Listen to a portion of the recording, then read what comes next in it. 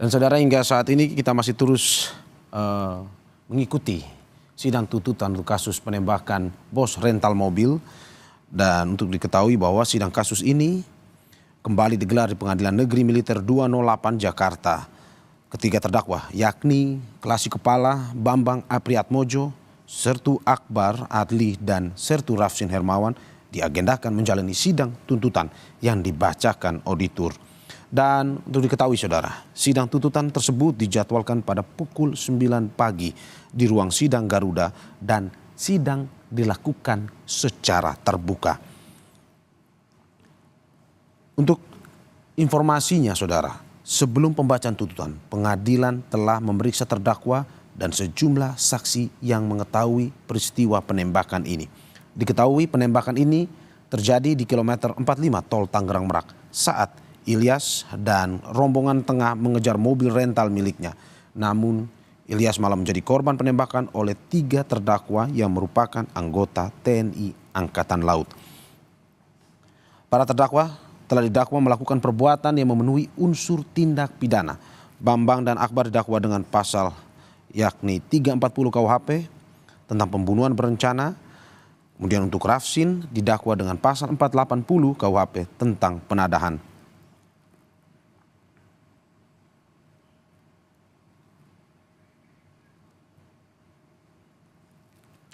Sebelum agenda tuntutan juga saudara, Pengadilan Militer 208 Jakarta juga telah memeriksa 19 saksi yang mengetahui rentetan peristiwa penembakan Ilyas sang korban. Dari 19 saksi untuk diketahui hanya salah satu saksinya, Nengsi, yang kesaksiannya dibacakan berdasarkan berita acara pemeriksaan karena yang bersangkutan sedang sakit dan tidak bisa menghadiri persidangan. Dan untuk mengetahui secara lengkap terkait dengan sidang tuntutan kasus penembakan bos rental mobil, kita sudah terhubung dengan pakar hukum Universitas Jenderal Sudirman, Prof. Hipnu Nugroho. Prof. Hipnu, selamat pagi. Terima kasih Prof. sudah bergabung di Breaking News Kompas TV pada pagi hari ini. Ya, pagi Mas Mario. Oke, Prof. bisa mendengar suara saya. Prof, bagaimana melihat bahwa hari ini sidang tuntutan, ini peristiwa yang sudah berjalan hampir 3 bulan lebih. Bagaimana Anda melihat bahwa tuntutan apa dari jaksa yang bisa mungkin Anda prediksi pada sidang kali ini? Ya, kalau kita melihat tuntutan jaksa, saya kira sama dengan tuntutan-tuntutan pada peradilan umum. Karena peradilan militer itu merupakan sebagai bentuk lex specialis dari KUHP peradilan umum. Spesialisnya apa? Adalah tentang subjek perkaranya. Sehingga perkara ini adalah perkara yang melibatkan adalah oknum militer, kan begitu. Dengan demikian peristiwa hukumnya sama dengan kasus-kasus yang lain, bahwa ini dilakukan dengan berencana. Berencana apa? Untuk melakukan suatu pembunuhan. Dengan demikian, karena ini suatu peradilan militer, sosok militer itu sosok yang bertanggung jawab, sosok yang tegas. Dari sosok yang tegas ini, tampaknya agak sulit untuk menghindar dari seperti yang disampaikan dalam dakwaan 480.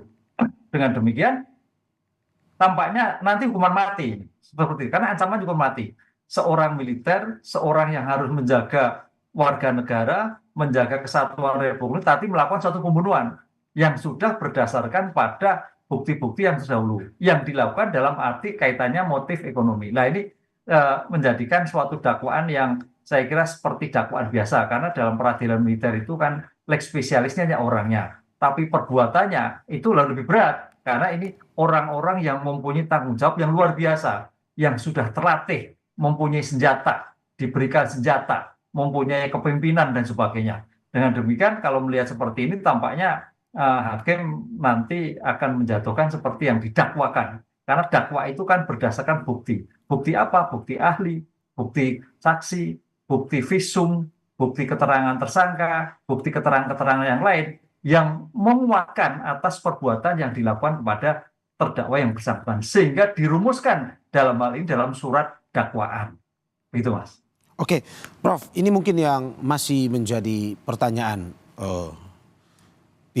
seluruh pihak terkait dengan apakah pengadilan militer ini berbeda dengan pengadilan umumnya atau bagaimana sebenarnya terkait dengan tuntutan ini?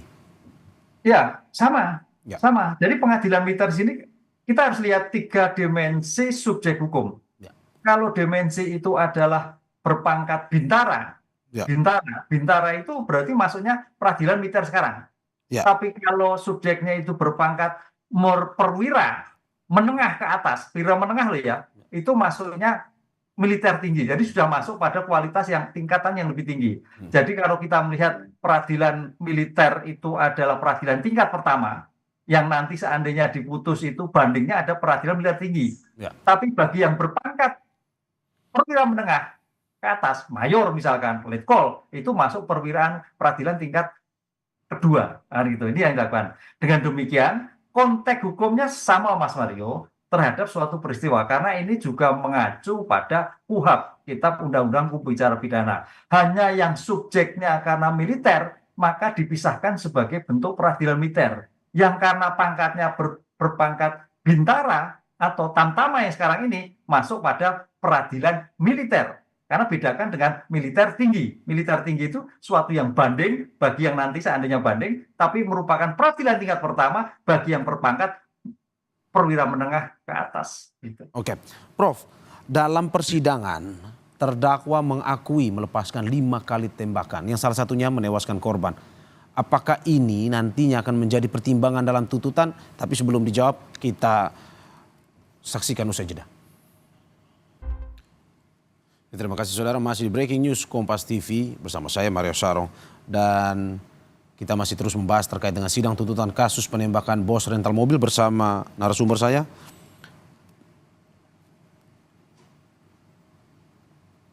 Oke, sebelum kita berdialog bersama Prof. Hipnu Nugroho, saya akan ajak Anda untuk mendengar langsung dari ruang sidang pengadilan militer Jakarta. Dengan kaca terbuka.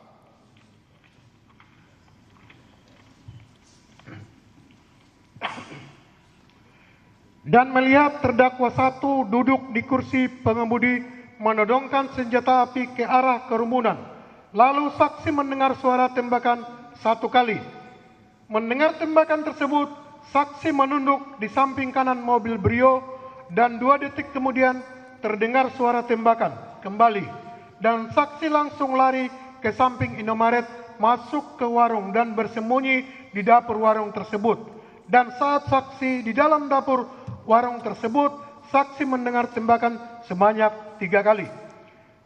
Setelah tidak mendengar tembakan lagi, saksi mengintip dari warung dan melihat mobil Brio, mobil Daihatsu Sigra warna hitam pergi meninggalkan Indomaret.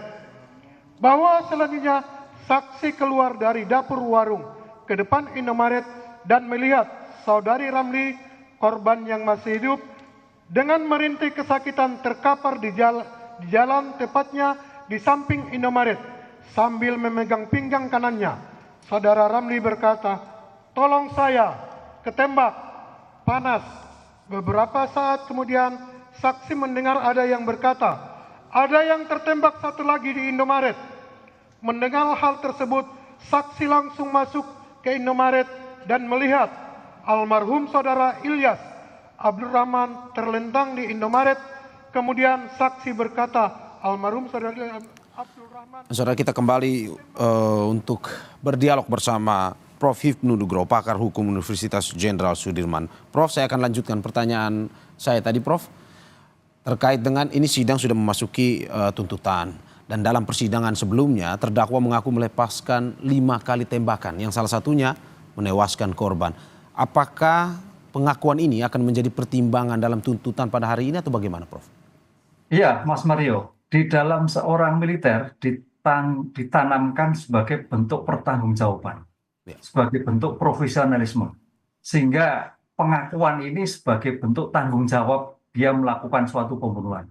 Ini luar biasa.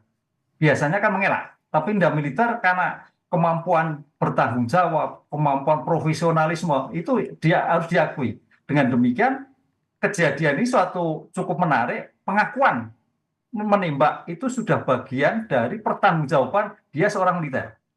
Dengan demikian kalau kita melihat kadang-kadang ada pertanyaan, militer hukumannya lebih rendah karena militer, sosok militer itu kemampuan yang lebih jauh kemampuan pribadi itu lebih bertanggung jawab. Dengan demikian, ini kita acungi jempol bahwa terdakwa mengakui penembakan. Dengan demikian, kalau itu mengakui, saya kira konsep unsur pembuktian di dalam suatu pembuktian itu apakah itu saksi, apakah itu ahli, atau bukti-bukti balistik yang ditemukan dalam suatu penindakan sudah terjawab semua. Saya kira oleh karena itu dalam pembuktian sangat mudah dalam suatu pembuktian. Karena dalam suatu pembuktian itu kalau memang terdakwa nggak ngaku, memang walaupun dalam ilmu hukum pengakuan itu sebagai bentuk asas non self incrimination. Jadi kalau memang tidak mengaku nggak apa-apa, tapi tidak mempunyai nilai. Tapi ini suatu luar biasa mengaku. Berarti jiwa pertanggungjawabannya kita acungi jempol bahwa dia melakukan kejahatan. Begitu, Mas. Apakah juga mungkin akan misalkan karena sudah mengaku dalam arti bahwa kooperatif dalam persidangan mungkin bisa juga mengurangi tuntutan atau bagaimana, Prof, sebenarnya?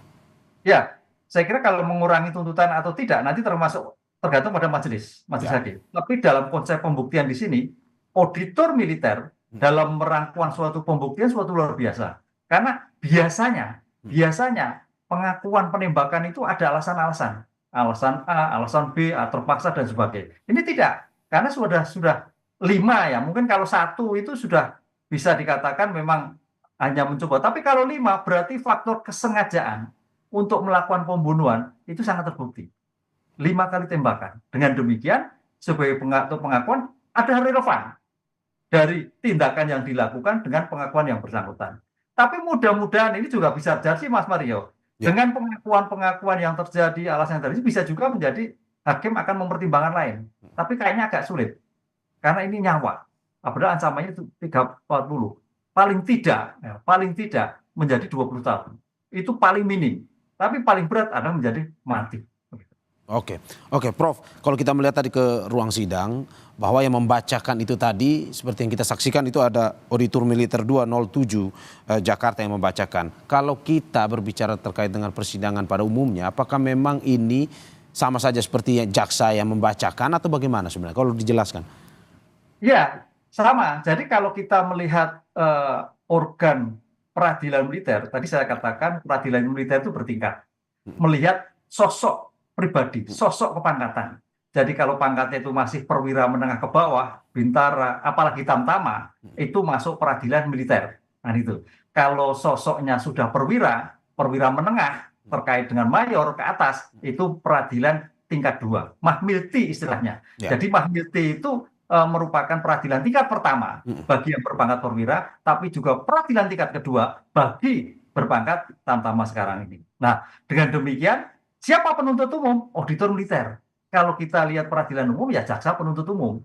Siapa penyidik militer? POM AD atau POM AL. Kalau ini kasus angkat laut, berarti adalah penyidik POM laut.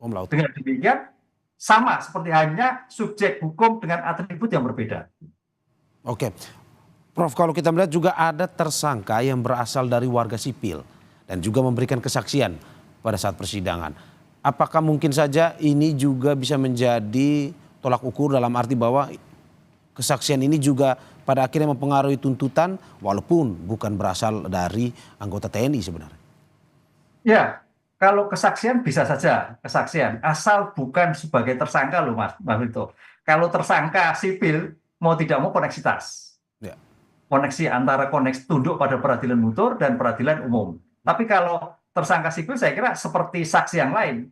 Apa itu saksi? Adalah menjelaskan, menerangkan apa yang ia lihat, ia dengar, ia alami dalam suatu peristiwa yang bersangkutan. Sehingga kesaksian itu mempunyai nilai atau tidak tergantung apa yang ia lihat, apa yang tersangka sebut. Disitulah dia keterangan mempunyai nilai apabila bersesuaian dengan apa yang dilihat, apa yang ditemukan di dalam suatu persidangan. Oke, Prof. Ini sebelumnya dalam sidang ini Akbar Adli tersangkanya mengaku menyuruh Bambang untuk melepaskan tembakan dan ini dikatakan adalah sebuah perintah. Kalau kita lihat bahwa karena memang pangkat yang lebih tinggi memerintah ke pangkat yang lebih rendah, apakah memang ini sebenarnya bisa dikatakan tugas, dilihat sebagai sebuah tugas, ataukah karena memang ini ada korban, ini dilihat sebagai sebuah tindakan di luar tugas sebenarnya? Ya, kita melihat dalam suatu perintah itu adalah tugas atau tidak, kita lihat tujuannya. Kalau itu tujuannya adalah untuk kemanusiaan, tujuannya untuk kaitannya dengan mencegah adanya suatu kejahatan, itu baru perintah. Ya. Tapi kalau ini perintahnya untuk melakukan pembunuhan, saya itu bukan perintah, tapi justru malah memerintahkan. Bisa-bisa menjadi suatu tersangka tersendiri, melebar. Ini kalau perintah. Oleh Ya. karena itu konsep perintah ini harus jelas. Perintah melakukan tindakan melawan hukum nggak ada. Walaupun suatu perintah bisa melakukan tindakan, tapi paling tidak mengingatkan, ini melakukan pembunuhan, salah, nggak boleh. Tapi kalau perintah untuk menanggulangi kejahatan baru. Nah, disinilah saya kira harus dikembangkan lagi seandainya perintah itu apakah perintah terhadap apa. Tapi kalau kita melihat kasus ini, kayaknya perintah untuk melakukan suatu menghabisi, Mas. Jadi, ya mau tidak mau akan berkembang kalau itu ada perintah dari atasannya. Oke, pada akhirnya apakah mungkin saja tuntutan ataupun putusan ini bisa juga tidak hanya mempengaruhi bagian dari personil, tetapi juga dengan institusinya dalam arti pembinaan dan segala macam, apakah akan berpengaruh sebenarnya, Prof? Ya, Mas Mario, ini yang membedakan peradilan umum dan peradilan militer. Dalam peradilan militer itu ada namanya asas kesatuan komando. Ya. Jadi komando itu menjadikan suatu pilar penting dan asas pimpinan bertanggung jawab. Ya. Dengan demikian, kalau pimpinan bertanggung jawab itu pimpinan lainnya sebagai komandan, sebagai pelatih, sebagai teman, sebagai pamong, sebagai rekan dan sebagainya.